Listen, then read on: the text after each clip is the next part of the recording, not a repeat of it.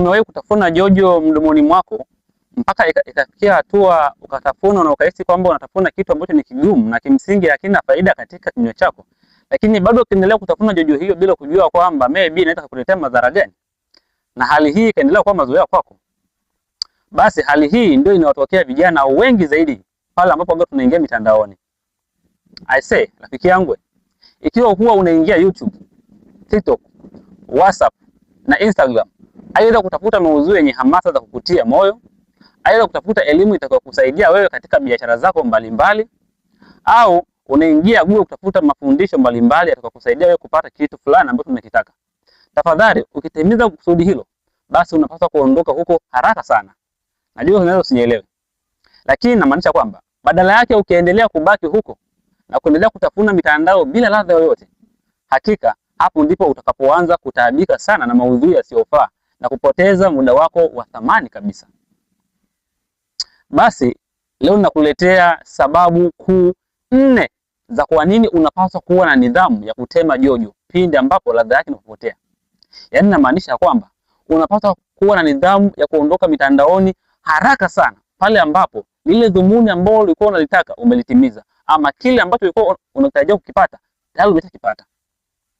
Tafadhali, kama ndio mara yako ya kwanza kutizama chaneli hii au umewahi kutizama lakini haukusubscribe, basi nakuomba leo uweze kusubscribe ili pia ujumbe huu wafikie watu wengi zaidi, lakini pia uwe wa kwanza kupata makala nzuri za hekima kama hizi, na Mwenyezi Mungu atakubariki sana. Karibu tuweze kuungana.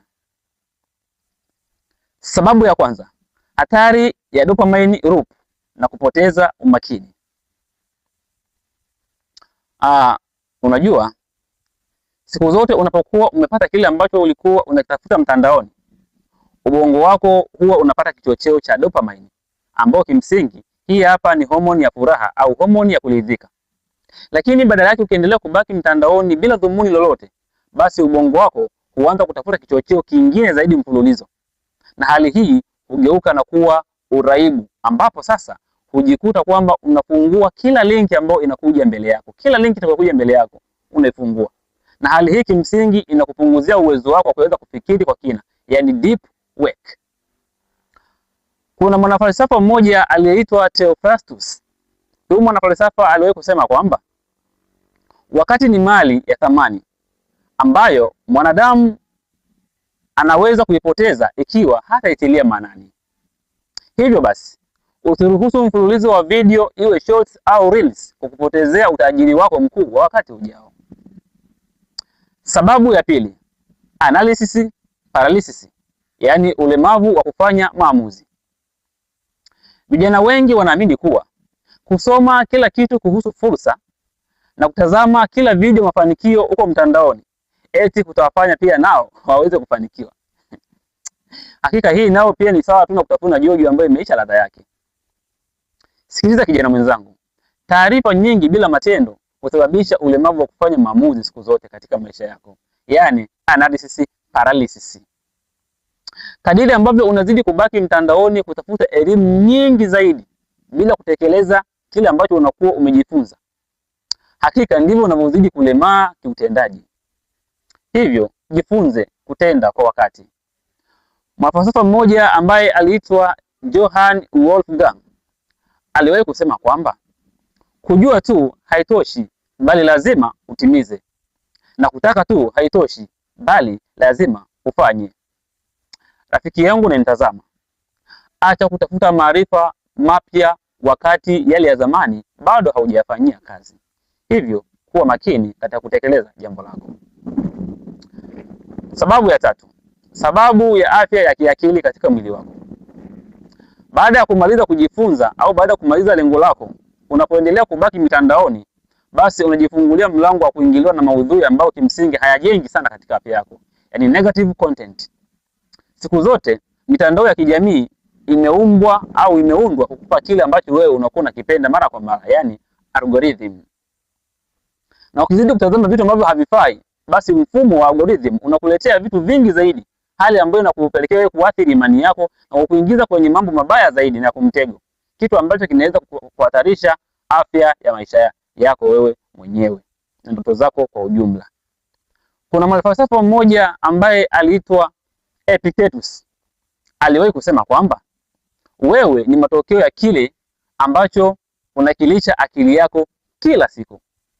Hivyo basi, rafiki yangu, usilishe akili yako takataka kwa sababu tu eti muda wako wa msingi umekwisha na bado unaendelea kuchati mtandaoni bila sababu ya msingi. Sababu ya 4, umuhimu wa exit strategy, yaani mbinu za kujiondoa kwenye mtego huo. Siku zote ufanisi wa maisha unategemea jinsi ambavyo wewe unamaliza shughuli zako kila unapoingia mtandaoni. Na siku zote lazima ujiwekee muda maalum. Ukimaliza lengo lako, toka huko haraka. Na hii inaitwa nidhamu ya kisaikolojia.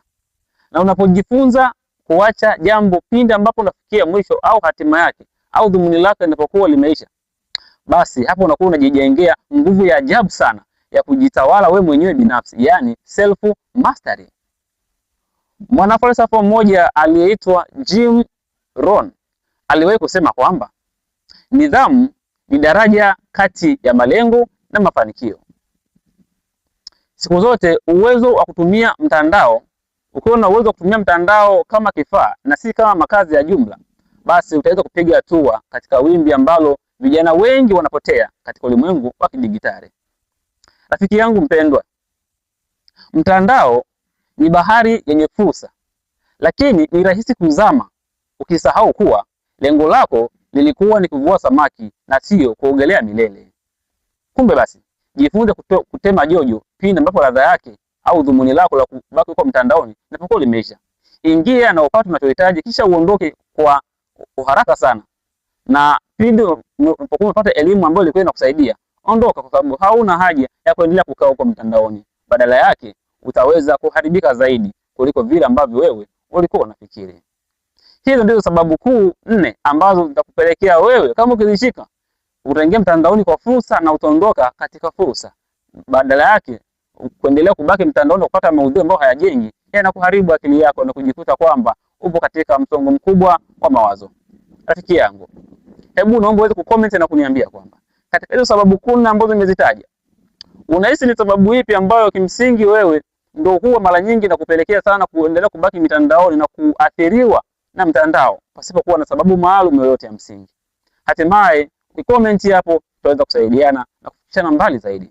Basi ni mimi mwana motivation wako, mhamasishaji wake na kijana mwenzako, naitwa Alphonse Ndamita, na hii hapa ni Alphonse Motivation TV.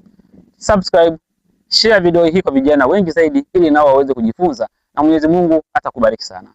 Mpaka wakati mwingine. Ciao.